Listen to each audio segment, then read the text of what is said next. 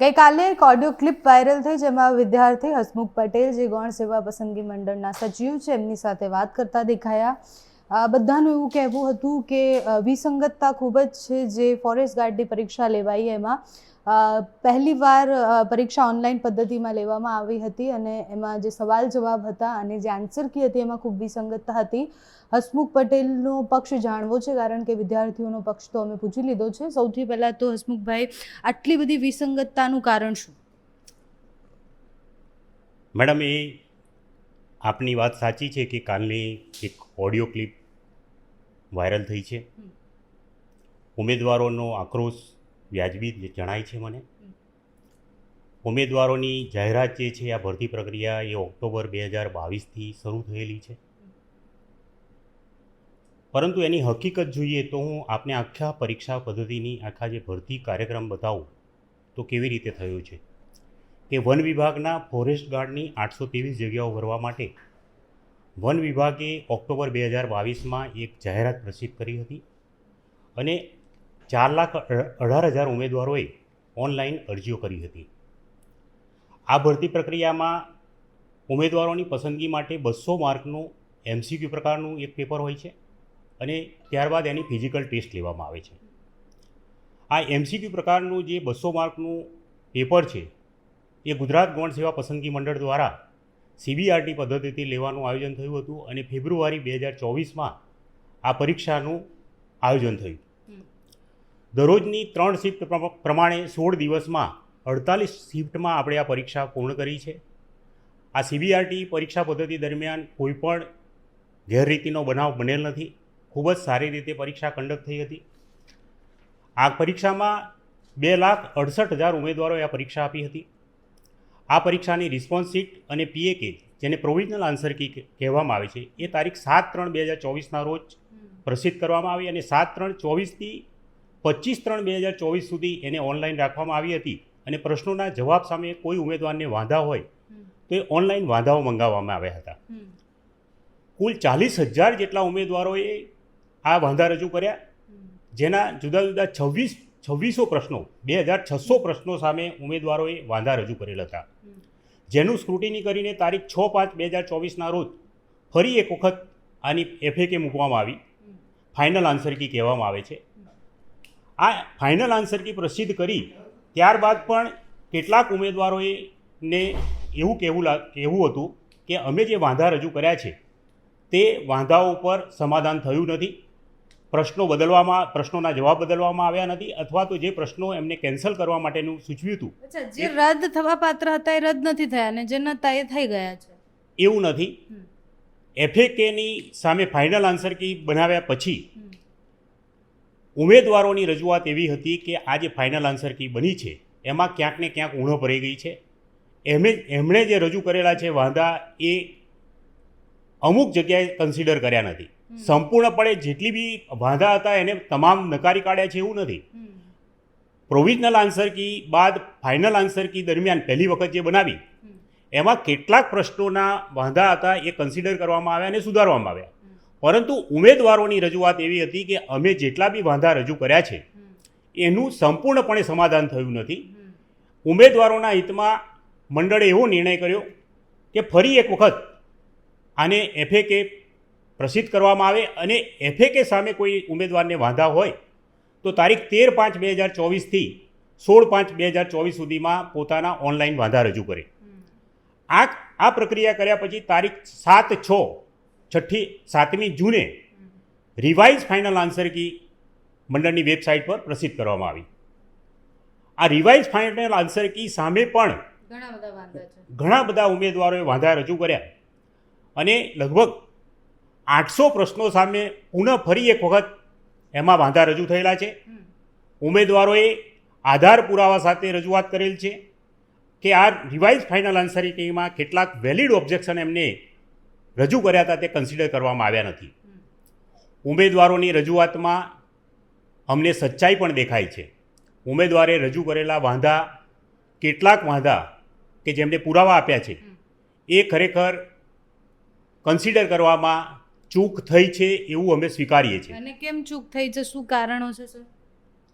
આપને ખ્યાલ હશે કે મંડળ એક પારદર્શક રીતે કામ કરે છે. આ જે પરીક્ષા પદ્ધતિ છે એ પરીક્ષા પદ્ધતિમાં સંપૂર્ણ ગોપનીયતા રાખવાના હેતુસર આ કોઈ એજન્સી દ્વારા કામ લેવામાં આવે છે જેની જાણકારી અધિકારીઓ પાસે હોતી નથી. આ એજન્સીને આપણે કામ સોંપ્યું છે. સંપૂર્ણપણે સાચું રિઝલ્ટ પ્રસિદ્ધ કરવાની જવાબદારી એજન્સીની છે અને તેની ચોકસાઈ કરવાની, આ રિઝલ્ટ સંપૂર્ણપણે સાચું છે એને વેલિડ ઠેરવવાની જવાબદારી પણ એટલી જ મંડળની પણ છે. એટલા હેતુથી જ કે જ્યારે ઉમેદવારોએ વાંધા રજૂ કર્યા, અને આ જે વાંધાઓ છે એ ફરીથી આપણે ઓનલાઈન મગાવ્યા નહોતા, પરંતુ ઉમેદવારોએ સોશિયલ મીડિયા મારફત અથવા તો અહીંયા અરજીના મારફત ફરી એક વખત જે રિવાઇઝ ફાઇનલ આન્સર કી સામે પણ વાંધા રજૂ કરેલા છે. અને આ વાંધામાં ફરી એક વખત કહું કે આ જે ફરી વાંધા રજૂ કર્યા છે એને જે પુરાવા રજૂ કર્યા છે એ જોતાં પ્રાથમિક દ્રષ્ટિએ એવું લાગે છે કે આ વાંધાઓ ખરેખર વેલિડ છે અને તે પ્રમાણે ફરીથી ફાઇનલ આન્સર કીમાં એના સુધારા કરવા જરૂરી છે, જેથી કરીને કોઈ ઉમેદવારને અન્યાય ન થાય. એ હેતુથી જ એકવાર 100% એક્યુરેટ રિઝલ્ટ લાવવા માટે આ માટેના બધા જ જે વાંધાઓ ફરી એક વખત રજૂ થયેલા છે તેનું રિવ્યૂ થઈ રહ્યું છે અને એ વાંધાઓ બધા જ વાંધાઓ ફરીથી એક વખત જોઈ લેવામાં આવશે અને ત્યારબાદ રિવાઇઝ ફાઇનલ આન્સર કીને પણ ફરીથી સુધારવાની ફરજ પડશે એવું મને લાગે છે અને સુધારવું જ જોઈએ, જેથી કરીને કોઈ ઉમેદવારને અન્યાય ના થાય. આ ઉમેદવારો ખૂબ જ મહેનત કરી રહ્યા છે, ખૂબ જ ગરીબ ઘરના ઉમેદવારો છે. એક માર્ક માટે કોઈ ઉમેદવાર બહાર નીકળી જાય, જે ફિઝિકલ ટેસ્ટ લેવાની છે, મેં આપને પહેલાં કીધું કે એક વખત એમનું લેખિત પરીક્ષા છે 200 માર્કની, જેમાં એમને મિનિમમ 80 માર્ક લાવવાના છે 40% પ્રમાણે. ત્યાર પછી એમાં જો એ ક્વોલિફાય થાય છે તો એને બીજી પરીક્ષા ફિઝિકલ ટેસ્ટ આપવાની તક મળશે અને એ બંને પરીક્ષામાં ઉત્તીર્ણ થાય એના મેરિટના આધારે એની પસંદગી થતી હોય છે. જો આ વાંધાઓનો જે ઓબ્જેક્શન રાખેલ છે એ જે ઓબ્જેક્શન એને રજૂ કરેલા છે અને જો મંડળ જડતાપૂર્વક જાય અને એને સ્વીકારવાય નહીં તો કોઈને કોઈ ઉમેદવારને ક્યાંક ને ક્યાંક નુકસાન થાય, જે વસવસો રહે અને એમની નારાજગી પણ યોગ્ય છે, અમને પણ દુઃખ થાય છે અને કોઈને અન્યાય ન થાય તે પણ એટલું જ અગત્યનું છે. તેથી મંડળ ફરી એક વખત આ મળેલા તમામ વાંધાઓના રિવ્યૂ કરવાનું કામગીરી કરી રહી છે. જે એજન્સી કામ કરે છે એને આ બધા જ વાંધાઓ રજૂ કરવામાં આવશે અને ત્યારબાદ એક સંપૂર્ણપણે 100% એક્યુરેટ રિઝલ્ટ થાય તેવા અમારા પ્રયાસો રહેલા છે. હસમુખભાઈ, કાલે જો ઓડિયો ક્લિપ વાયરલ થઈ એની ઉપર જ વાત કરવી છે અને ઘણા બધા લોકો જેમ કે યુવરાજસિંહ છે કે વિદ્યાર્થીઓ જે આપને મળવા આવ્યા હતા, તો ઘણા બધા લોકોનું એવું કહેવું છે કે હસમુખભાઈ એવું કહે છે કે એમના હાથમાં બધી જ વસ્તુ નથી અને એ પહેલાં પણ થયેલું છે. તમે જ્યારે એવું કહો છો કે મારા હાથમાં બધી જ વસ્તુ નથી, એજન્સીને આપેલું છે ને હું એજન્સીના કોન્ટેક્ટમાં છું ને હું પૂરો પ્રયાસ કરીશ કે જેટલી પણ પ્રોબ્લેમ છે સોલ્વ થઈ જાય. તો તમારા હાથમાં નથી, મંડળના હાથમાં નથી, તો કોના હાથમાં છે અને જવાબદેહી કોણ છે? આમાં કોઈ જાતની જવાબદેહી કોઈ નિયત કરવી એવું બની શકે નહીં. કેટલીક લિમિટેશનો હોય છે. સચિવ તરીકે મારે જે જોવાનું છે તે પ્રમાણે મારે મંડળ સાથે સીધો સંપર્ક હોતો નથી. આ તદ્દન ગોપનીય હોય છે. પરંતુ જે ઉમેદવારોના વાંધા છે એ એજન્સીના સુધી પહોંચે અને એ જે સાચા વાંધા છે કન્સિડર થાય, કોઈ પણ ઉમેદવારને અન્યાય ના થાય, એ મારી ફરજ છે.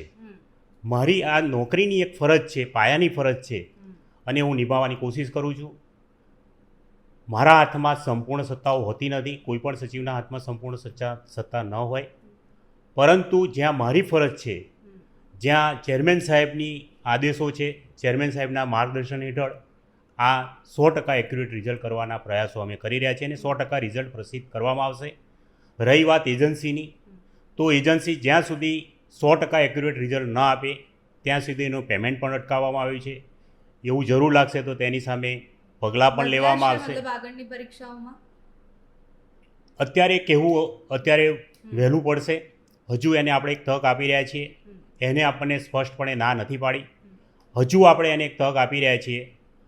મેઇન કામ તો ઉમેદવારને અન્યાય ના થાય, અહિત ના થાય ઉમેદવારનું, એ હેતુથી આપણે આ કામ કરી રહ્યા છીએ.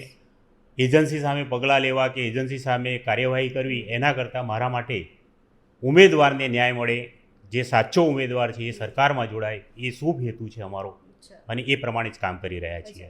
હસમુખભાઈ, આપણે જ્યારે ઓનલાઈન પદ્ધતિ તમે જ્યારે જાહેર કર્યું કે આ પરીક્ષાઓ ઓનલાઈન પદ્ધતિમાં લેવાની છે, ત્યારે પણ આપણે ઇન્ટરવ્યૂ કર્યો હતો અને ત્યારે એજન્સીની જે વાત આપણે અત્યારે કરી રહ્યા છીએ, એજન્સી વિશે પણ મારો સવાલ ત્યારે હતો કે એજન્સીના ઘણા બધા મતલબ પહેલાં જે પરીક્ષાઓ લેવાઈ છે એમાં કૌભાંડ બી બહાર આવ્યા છે, ઘણી બધી ગેરરીતિઓ પણ બહાર આવી છે, ઘણું બધું હતું એજન્સીને લઈને.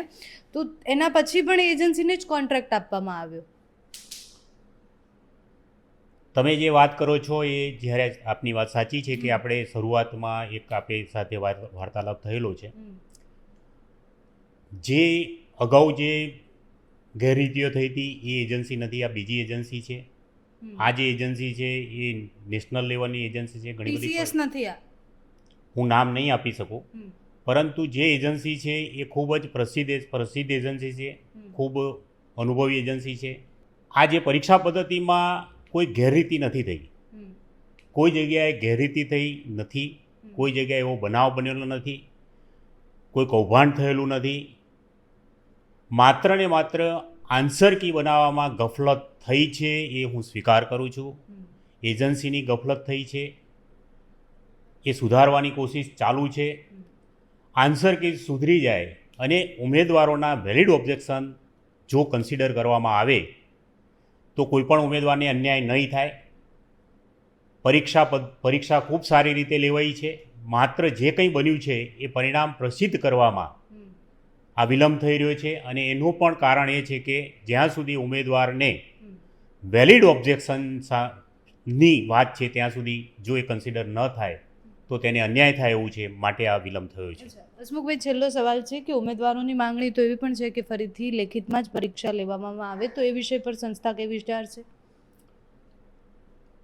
આમાં ઉમેદવારોની ફરીથી પરીક્ષા લેવાની માંગણી અમને મળી નથી. પરીક્ષાઓ છે એ અત્યારે કહેવું વહેલું પડશે.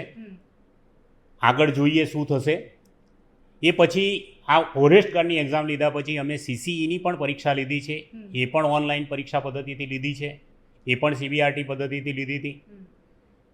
એમાં પણ કોઈ ઉમેદવારની પરીક્ષાની પદ્ધતિ સામે કે પરીક્ષાના પ્રશ્નપત્રો સામે કે પરીક્ષાના પ્રશ્નપત્રોમાં કોઈ ભૂલ રહી ગઈ હોય અથવા તો ઇન્ફ્રાસ્ટ્રક્ચર સામે કોઈ ફરિયાદ મળી નથી.